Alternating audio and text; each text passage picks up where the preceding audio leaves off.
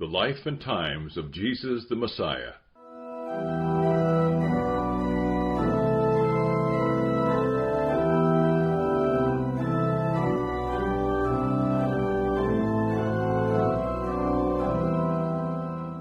Chapter 14, A Sabbath in Capernaum.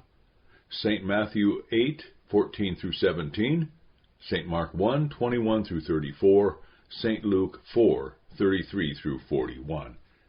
It was the Holy Sabbath, the first after he had called around him his first permanent disciples, the first also after his return from the feast at Jerusalem.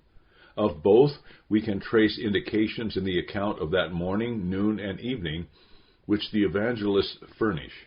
The greater detail with which St. Mark, who wrote under the influence of St. Peter, tells these events shows the freshness and vividness of the impression on the mind of Peter of those early days of his new life. As indicating that what is here recorded took place immediately after the return of Jesus from Jerusalem, we mark that as yet there were no watchful enemies in waiting to entrap him in such breach of the law as might furnish ground for judicial procedure. But from their presence and activity so soon afterwards, we infer that the authorities of Jerusalem had sent some of their familiars to track his steps in Galilee. But as yet, all seemed calm and undisturbed. Those simple, warm-hearted Galileans yielded themselves to the power of his words and works, not discerning hidden blasphemy in what he said, nor yet Sabbath desecration in his healing on God's holy day. It is morning, and Jesus goes to the synagogue at Capernaum. To teach there was now his wont, but frequency could not lessen the impression. In describing the influence of his person, or words the evangelists use a term which really means amazement. And when we find the same word to describe the impression of the Sermon on the Mount, the inference is naturally suggested that it presents the type, if it does not sum up the contents, of some of his synagogue discourses. It is not necessary to suppose that what held his hearers spellbound had necessarily also its effect on their hearts and lives. Men may be enraptured by the ideal without trying to make it real. Too often it is even in inverse proportion, so that those who lead not the most moral lives even dare to denounce the New Testament standpoint as below their own conceptions of right and duty. But there is that in man, evidence of his origin and destiny, which always and involuntarily responds to the presentation of the higher. And in this instance, it was not only what he taught, but the contrast with that to which they had been accustomed on part of the scribes, which filled them with amazement. There was no appeal to human authority other than that of the conscience, no subtle logical distinctions, legal niceties, nor clever sayings. Clear, limpid, and crystalline flowed his words from out of the spring of the divine life that was in him. Among the hearers in the synagogue that Sabbath morning was one of a class, concerning whose condition, whatever difficulties may attach to our proper understanding of it, the reader of the New Testament must form some definite idea.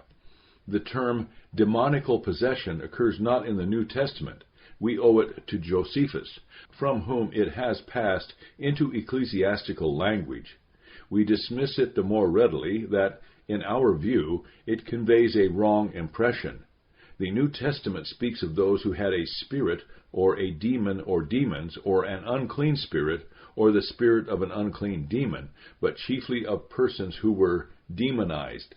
Similarly, it seems a strange inaccuracy on the part of commentators to exclude from the Gospel of St. John notice of the demonized.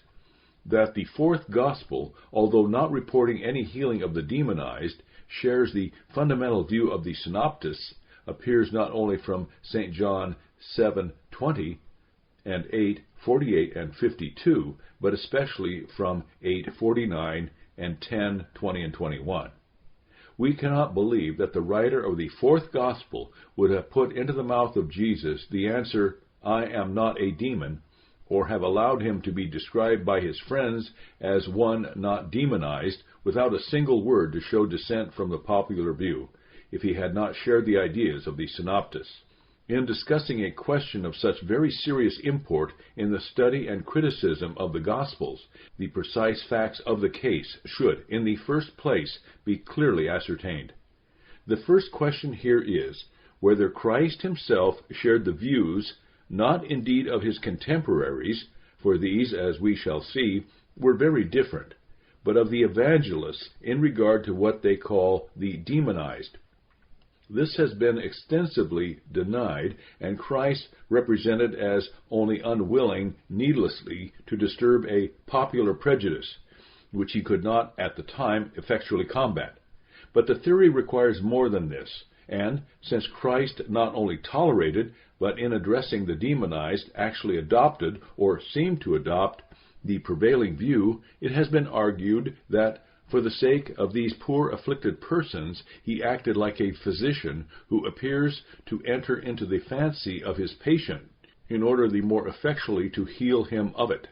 This view seems, however, scarcely worth refuting, since it imputes to Jesus, on a point so important, a conduct not only unworthy of him, or indeed of any truly great man, but implies a canon of accommodation which might equally be applied to his miracles, or to anything else that contravened the notions of an interpreter, and so might transform the whole gospel narratives into a series of historically untrustworthy legends. But we will not rest the case on what might be represented as an appeal to prejudice, for we find that Jesus not only tolerated the popular prejudice, or that he adopted it for the sake of more readily healing those thus afflicted, but that he even made it part of his disciples' commission to cast out demons, and that, when the disciples afterwards reported their success in this, Christ actually made it a matter of thanksgiving to God. The same view underlies his reproof to the disciples when failing in this part of their work, while in St. Luke 11:19 and 24, he adopts and argues on this view as against the Pharisees.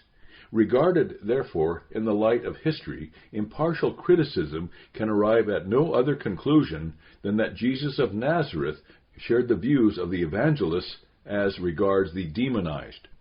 Our next inquiry must be as to the character of the phenomenon thus designated. In view of the fact that in St. Mark 9:21 the demonized had been such of a child, it is scarcely possible to ascribe it simply to moral causes. Similarly, personal faith does not seem to have been a requisite condition of healing. Again, as other diseases are mentioned without being attributed to demonical influence, and as all who were dumb, deaf, or paralyzed would not have been described as demonized, it is evident that all physical or even mental distempers of the same class were not ascribed to the same cause. Some might be natural, while others were demonical. On the other hand, there were more or less violent symptoms of disease in every demonized person, and these were greatly aggravated in the last paroxysm, when the demon quitted his habitation. We have, therefore, to regard the phenomena described as caused by the influence of such spirits primarily upon that which forms the nexus between body and mind, the nervous system, and as producing different physical effects according to the part of the nervous system affected. To this must be added a certain impersonality of consciousness, so that for the time the consciousness was not that of the demonized, but the demonizer, just as in certain mesmeric states the consciousness of the mesmerized is really that of the mesmerizer. We might carry the analogy farther and say that the two states are exactly parallel, the demon or demons taking the place of the mesmerizer, only that the effects were more powerful and extensive, perhaps more enduring. But one point seems to have been assumed, for which there is, to say the least, no evidence, namely, that because, at least in many cases, the disease caused by the demon was permanent. Therefore, those who were so affected were permanently or constantly under the power of the demon. Neither the New Testament nor even rabbinic literature conveys the idea of permanent demonic indwelling, to which the later term possession owes its origin. On the contrary, such accounts as that of the scene in the synagogue of Capernaum convey the impression of a sudden influence, which in most cases seems occasioned by the spiritual effect of the person or of the words of the Christ. To this historical sketch we have only to add that the phenomenon is not referred to either in the Old Testament or in the Apocrypha, nor, for that matter, in the Mishnah, where, indeed, from the character of its contents, one would scarcely expect to find it. But we find it mentioned not only in the New Testament, but in the writings of Josephus. The references in heathen or in Christian writings posterior to those of the New Testament lie beyond our present inquiry. In view of these facts, we may arrive at some more definite conclusions. Those who contend that the representations of the evangelists are identical with the popular Jewish notions of the time must be ill acquainted with the latter. What these were is explained in another place. Suffice it here to state that, whatever want of clearness there may be about the Jewish ideas of demoniac influences, there is none as to the means proposed for their removal.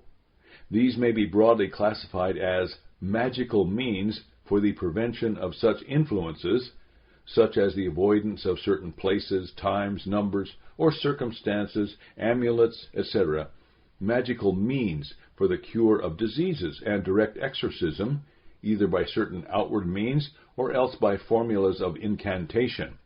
Again, while the New Testament furnishes no data by which to learn the views of Jesus or of the evangelists regarding the exact character of the phenomenon, it furnishes the fullest details as to the manner in which the demonized were set free. This was always the same. It consisted neither in magical means, formulas of exorcism, but always in the word of power which Jesus spake or entrusted to his disciples, and which the demons always obeyed. There is here not only difference, but contrariety in comparison with the current Jewish notions, and it leads to the conclusion that there was the same contrast in his views as in his treatment of the demonized.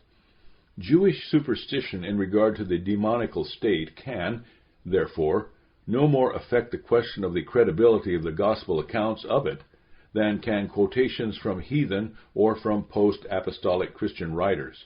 In truth, it must be decided purely on New Testament grounds, and resolves itself into that of the general trustworthiness of the evangelic narratives and of our estimate of the person of Christ. Thus viewed, he who regards Jesus as the Messiah and the Son of God can be in no doubt. If we are asked to explain the rationale of the phenomenon or of its cessation, if indeed it has wholly and everywhere ceased, we might simply decline to attempt that for which we have not sufficient data, and this without implying that such did not exist, or that, if known, they would not wholly vindicate the facts of the case. At any rate, it does not follow that there are no such data because we do not possess them, nor is there any ground for the contention that, if they existed, we ought to possess them. For, admittedly, the phenomenon was only a temporary one. And yet certain considerations will occur to the thoughtful reader which, if they do not explain, will at least make him hesitate to designate as inexplicable the facts in question. In our view, at least, he would be a bold interpreter who would ascribe all the phenomena, even of heathen magic, to jugglery, or else to purely physical causes. Admittedly, they have ceased, or perhaps, as much else, assumed other forms, just as, so far as evidence goes, demonic influence has, at least in the form presented in the New Testament. But that it has so ceased does not prove that it never existed. If we believe that the Son of God came to destroy the works of the devil, we can understand the developed enmity of the kingdom of darkness, and if we regard Christ as very God, taking, in manner to us mysterious, humanity, we can also perceive how the prince of darkness might, in counterfeit, seek through the demonized a temporary dwelling in humanity for purposes of injury and destruction, as Christ for healing and salvation. In any case, holding as we do that this demonic influence was not permanent in the demonized, the analogy of certain mesmeric influences seems exactly to apply. No reference is here made to other supernatural, spirit influences of which many in our days speak, and which, despite the lying and imposture probably connected with them, have a background of truth and reality, which, at least in the present writer's experience, cannot be absolutely denied. In the mysterious connection between the sensuous and supersensuous, spirit and matter, there are many things which the vulgar bread-and-butter philosophy fails rightly to apportion or satisfactorily to explain. That, without the intervention of sensuous media, mind can, may, and does affect mind. That even animals, in proportion to their sensitiveness, or in special circumstances, are affected by that which is not, or else not yet, seen, and this quite independently of man. That, in short, there are not a few phenomena in heaven and earth of which our philosophy dreams not. These are considerations which, however the superficial sciolist may smile at them, no earnest inquirer would care to dismiss with peremptory denial, and superstition only begins when we look for them, or else when we attempt to account for and explain them, not in the admission of their possibility. But in our view, it is of the deepest importance always to keep in mind that the demonized was not a permanent state or possession by the powers of darkness, for it establishes a moral element, since during the period of their temporary liberty, the demonized might have shaken themselves free from the overshadowing power or sought release from it. Thus the demonized state involved personal responsibility, although that of a diseased and disturbed consciousness. In one respect, those who were demonized exhibited the same phenomenon. They all owned the power of Jesus. It was not otherwise in the synagogue at Capernaum on that Sabbath morning. What Jesus had spoken produced an immediate effect on the demonized, though one which could scarcely have been anticipated, for there is authority for inserting the word straightway immediately after the account of Jesus' preaching. Yet, as we think of it, we cannot imagine that the demon would have continued silent, nor yet that he could have spoken other than the truth in the presence of the God-man. There must be, and yet there cannot be, resistance. The very presence of the Christ meant the destruction of this work of the devil. Involuntarily, in his confessed inability of disguise or resistance, he owns defeat, even before the contest. "What have we to do with thee, Jesus of Nazareth? Thou art come to destroy us. I know thee who thou art, the Holy One of God." And yet there seems in these words already an emergence of the consciousness of the demonized, at least insofar that there is no longer confusion between him and his tormentor, and the latter speaks in his own name. One stronger than the demon had affected the higher part in the demonized. It was the Holy One of God, in whose presence the powers of moral destruction cannot be silent, but must speak and own their subjection and doom. The Christ needs not to contend. That he is the Christ is itself victory.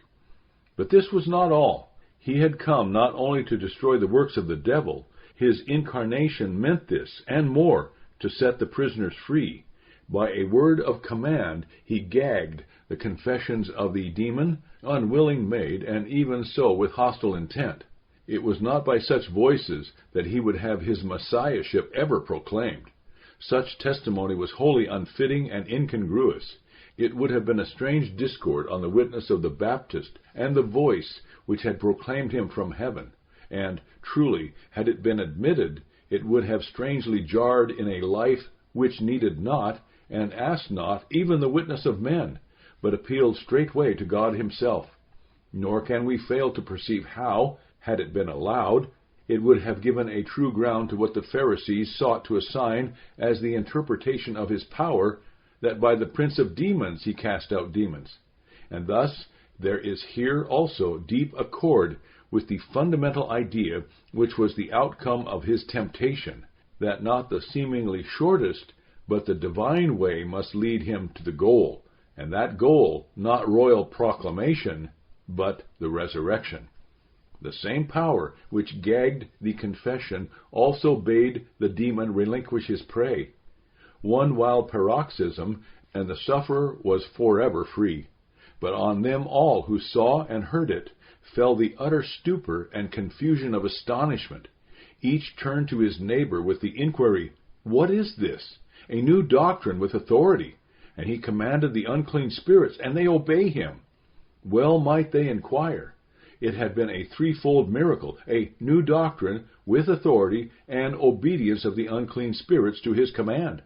There is throughout, and especially in the account of the casting out of the demon, such un-Jewish simplicity, with entire absence of what would have been characteristic in a Jewish exorcist, such want of all that one would have expected if the event had been invented or colored for a purpose or tinged by contemporary notions, and withal such sublimity and majesty, that it is difficult to understand how anyone can resist the impression of its reality, or that he who so spake and did was in truth the Son of God.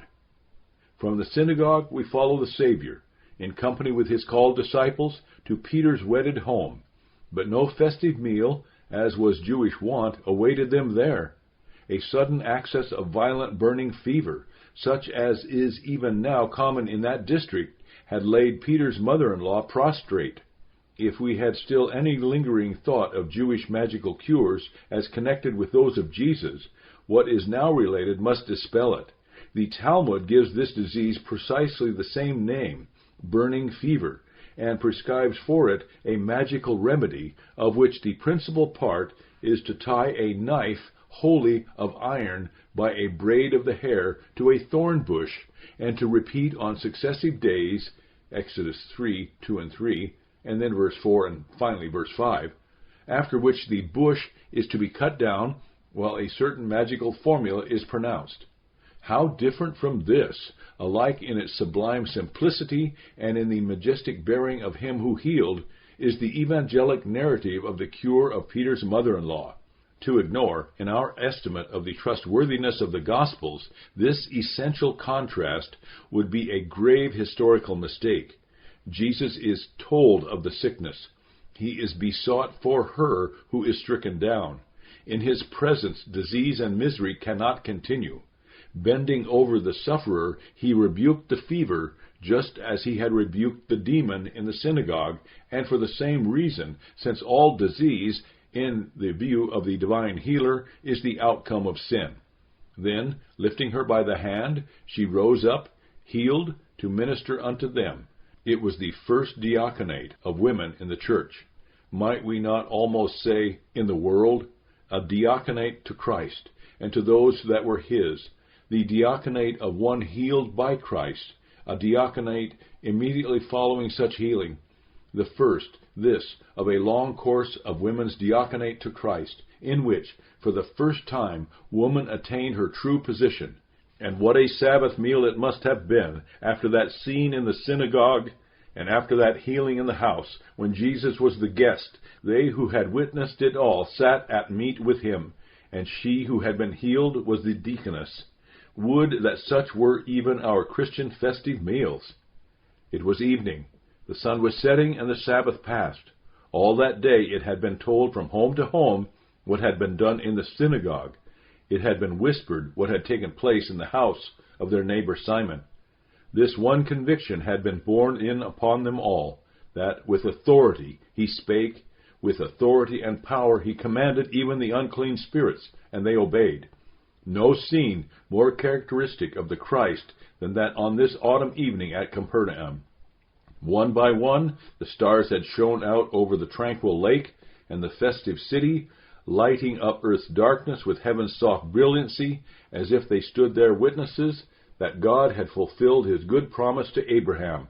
On that evening, no one in Capernaum thought of business, pleasure, or rest.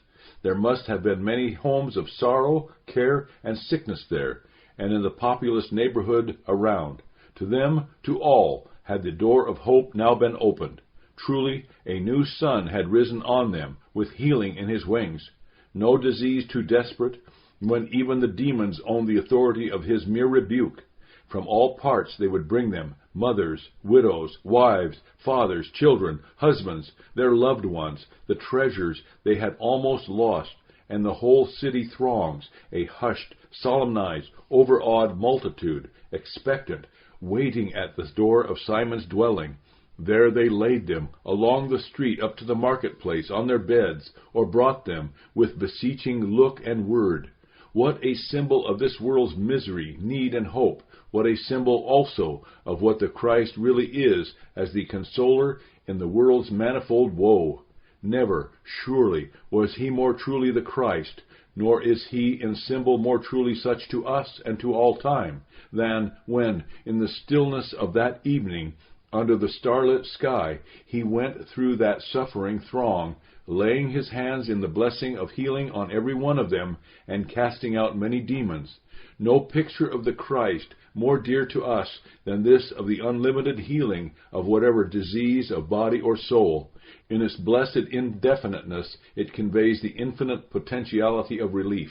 Whatever misery have fallen upon us, or whatever care or sorrow oppress us, he must be blind indeed who sees not in this physician the divine healer, in this Christ the light of the world, the restorer of what sin had blighted, the joy in our world's deep sorrow.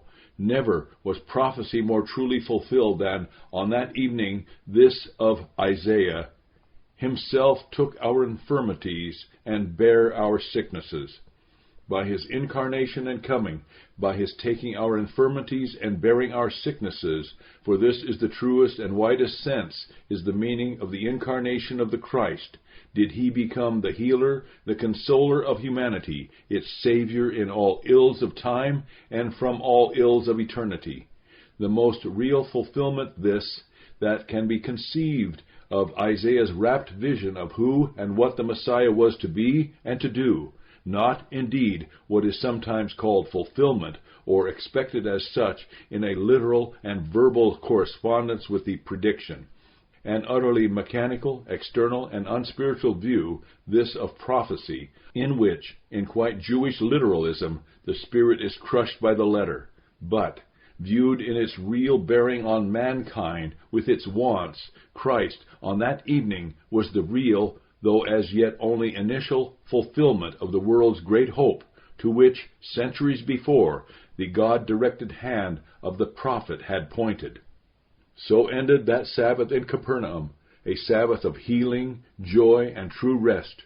But far and wide, in every place of the country around, throughout all the region of Galilee, spread the tidings, and with them the fame of him whom demons must obey, though they dare not pronounce him the Son of God. And on men's ears fell his name with sweet softness of infinite promise, like rain upon the mown grass, as showers that water the earth.